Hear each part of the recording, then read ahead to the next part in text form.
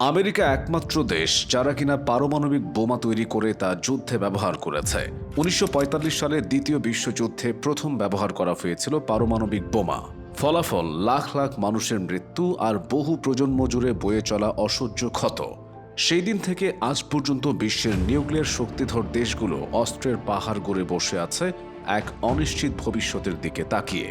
একদিকে বিশ্বজুড়ে চলমান রাজনৈতিক উত্তেজনা, অন্যদিকে আধুনিক পারমাণবিক প্রযুক্তির ভয়াবহ উন্নয়ন। এই দুই মিলে প্রতিদিন বেড়ে চলেছে ধ্বংসের সম্ভাবনা। এই ভিডিওতে আমরা জানব পারমাণবিক বোমা কিভাবে তৈরি হলো, বিশ্লেষণ করব বর্তমান বিশ্বের পারমাণবিক শক্তিধর দেশগুলোর অবস্থা এবং খুঁজে দেখব একটি নিউক্লিয়ার যুদ্ধ হলে তার পরিণতি কি হতে পারে আমাদের এই পৃথিবীর জন্য। ১৯৩৮ সালের ডিসেম্বরে জার্মান বিজ্ঞানী অটো হান এবং ফ্রিটজ স্ট্রাসম্যান ইউরেনিয়াম পরমাণুর ফিশন বা বিভাজনের সফল পরীক্ষা করেন। এই আবিষ্কারের ভিত্তিতে বিজ্ঞানীরা বুঝতে পারেন পরমাণুর এই শক্তিকে অস্ত্র হিসেবেও ব্যবহার করা সম্ভব। এই খবর দ্রুতই পৌঁছে যায় যুক্তরাষ্ট্রে। ফলস্বরূপ ১৯৪২ সালে যুক্তরাষ্ট্র গোপনে শুরু করে ম্যানহাটন প্রজেক্ট, ইতিহাসের সবচেয়ে ব্যয়বহুল বৈজ্ঞানিক উদ্যোগ, যার মোট ব্যয় ছিল $2 বিলিয়ন, আজকের হিসেবে প্রায় $25 বিলিয়ন। এই প্রকল্পের বৈজ্ঞানিক পরিচালক ছিলেন রবার্ট ওপেনহাইমার, যিনি পরবর্তীতে পারমাণবিক বোমার জনক নামেও পরিচিতি লাভ করেন। ১৯৪৫ সালের ১৬ জুলাই নিউ মেক্সিকোর আলামোগার্ডো মরুভূমিতে চালানো হয় প্রথম পারমাণবিক বোমার সফল পরীক্ষা, যার কোড নাম ছিল ট্রিনিটি। বিস্ফোরণের তীব্রতা এতটাই ছিল যে তা ১৬ কিলোমিটার দূর থেকেও দৃশ্যমান ছিল। এই পরীক্ষার মাধ্যমে মানব ইতিহাসে প্রথমবারের মতো এমন এক শক্তি বাস্তবে ব্যবহৃত হলো যা পুরো জাতিকে নিশ্চিহ্ন করে দেওয়ার ক্ষমতা রাখে। দ্বিতীয় বিশ্বযুদ্ধের শুরুতে জাপান আমেরিকার একটি প্রধান নৌবাহিনী ঘাঁটিতে আকস্মিক হামলা চালায়। এই হামলার জবাবেই আমেরিকা যুদ্ধে জড়িয়ে পড়ে এবং ৬ আগস্ট ১৯৪৫ সালে সকাল ৮টা ১৫ যুক্তরাষ্ট্র একটি B-29 বোমারু বিমানের মাধ্যমে হিরোশিমা শহরে ফেলে লিটল বয় নামের একটি ইউরেনিয়াম ভিত্তিক পারমাণবিক বোমা। বোমাটি বিস্ফোরিত হয় প্রায় ৬০০ মিটার উচ্চতায় এবং তাৎক্ষণিকভাবে শহরের প্রায় ৭০% ধ্বংস হয়ে যায়। ৯ আগস্ট দ্বিতীয় বোমা ফ্যাটম্যান, যা ছিল প্লুটোনিয়াম ভিত্তিক, তা ফেলা হয় নাগাসাকি শহরে। এটি হিরোশিমার বোমার তুলনায় শক্তিশালী হলেও নাগাসাকির ভূপ্রকৃতি পাহাড় ঘেরা হওয়ায় বিস্ফোরণের প্রভাব কিছুটা সীমিত হয়।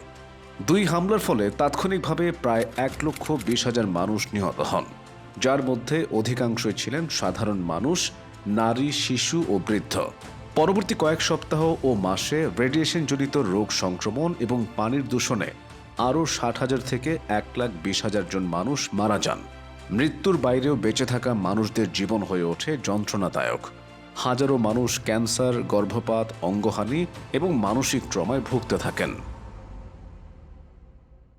ভারত প্রথম পারমাণবিক পরীক্ষা চালায় ১৯৭৪ সালের ১৮ মে রাজস্থানের পোখরান টেস্ট রেঞ্জে, যার কোড নাম ছিল স্মাইলিং বুদ্ধা। এটি ছিল ভারতের প্রথম সফল পারমাণবিক বিস্ফোরণ। পরিচালনায় ছিলেন রাজা রামান্না, আর পুরো কর্মসূচির পেছনে বৈজ্ঞানিক দিশা দেন হোমি জাহাঙ্গীর ভাভা। এরপর ১৯৯৮ সালে ভারত পোখরান ২ নামে ৫টি বিস্ফোরণ চালিয়ে নিজেদের পারমাণবিক শক্তি প্রমাণ করে। পাকিস্তান ১৯৭০-এর দশক থেকেই পারমাণবিক কর্মসূচি শুরু করে। নেতৃত্বে ছিলেন ডক্টর আব্দুল কাদির খান, যিনি কাহুতা রিসার্চ ল্যাবরেটরিজ প্রতিষ্ঠা করেন। পাকিস্তান প্রথম পারমাণবিক পরীক্ষা চালায় ১৯৯৮ সালের ২৮ ও ৩০ মে চাগাই হিলস, বেলুচিস্তানে। ওই সময় তারা ৫টি বিস্ফোরণ ঘটায় और 5 कामयाब एटमी तजुर्बात किए हैं। বর্তমানে ভারতের হাতে আনুমানিক ১৬৪টি এবং পাকিস্তানের হাতে ১৭০ থেকে ১৮০টি পারমাণবিক ওয়ারহেড রয়েছে। বর্তমান বিশ্বে মোট ৯টি দেশ পারমাণবিক অস্ত্রের মালিক। এই রাষ্ট্রগুলো কেবল সামরিক শক্তিতেই নয়, বৈশ্বিক রাজনীতিতে প্রভাব বিস্তারে পারমাণবিক অস্ত্রকে কৌশলগত হাতিয়ার হিসেবে ব্যবহার করে। বিশ্বের সর্ববৃহৎ পারমাণবিক শক্তিধর দেশ হল রাশিয়া, যার হাতে রয়েছে আনুমানিক ৫,৮৮৯টি পারমাণবিক ওয়ারহেড। এর ঠিক পরেই রয়েছে যুক্তরাষ্ট্র, যাদের হাতে আছে আনুমানিক ৫,২৪৪টি ওয়ারহেড। যুক্তরাষ্ট্রই ইতিহাসে প্রথম দেশ যারা পারমাণবিক অস্ত্র তৈরি করে এবং যুদ্ধক্ষেত্রেও তা ব্যবহার করে। চীন বিশ্বের তৃতীয় বৃহত্তম পারমাণবিক শক্তিধর রাষ্ট্র, যার হাতে রয়েছে প্রায় ৫,০০০+ ওয়ারহেড। সাম্প্রতিক বছরগুলোতে চীন তার পারমাণবিক সক্ষমতা দ্রুত গতিতে বৃদ্ধি করছে তবে এখনও তারা নো ফার্স্ট ইউজ নীতিতে অটল। মার্কিন প্রতিরক্ষা দফতর বা ইউএস ডিপার্টমেন্ট অফ ডিফেন্স পূর্বাভাস দিয়েছে যে 2030 সালের মধ্যে চীনের পারমাণবিক ওয়ারহেডের সংখ্যা 1000 ছাড়িয়ে যেতে পারে। এরপরই রয়েছে ফ্রান্স ও যুক্তরাজ্য, যাদের হাতে রয়েছে যথাক্রমে 290টি এবং 225টি ওয়ারহেড। এই দুই দেশই দীর্ঘদিন ধরে পারমাণবিক ট্রায়াড তথা ভূমি, আকাশ ও সমুদ্র ভিত্তিক প্রতিরক্ষা ব্যবস্থায় সক্ষমতা বজায় রেখেছে। বিশ্বের আরেকটি অঘোষিত পারমাণবিক শক্তি হল ইসরায়েল। সরকারিভাবে দেশটি পারমাণবিক অস্ত্র থাকার কথা স্বীকার না করলেও আন্তর্জাতিক বিশ্লেষকরা মনে করেন ইসরায়েলের হাতে 80 থেকে 90টি পারমাণবিক ওয়ারহেড রয়েছে। সর্বশেষ উত্তর কোরিয়া 2006 সালে প্রথম পারমাণবিক পরীক্ষা চালিয়ে বিশ্বের 9ম পারমাণবিক শক্তিধর রাষ্ট্র হিসেবে আত্মপ্রকাশ করে।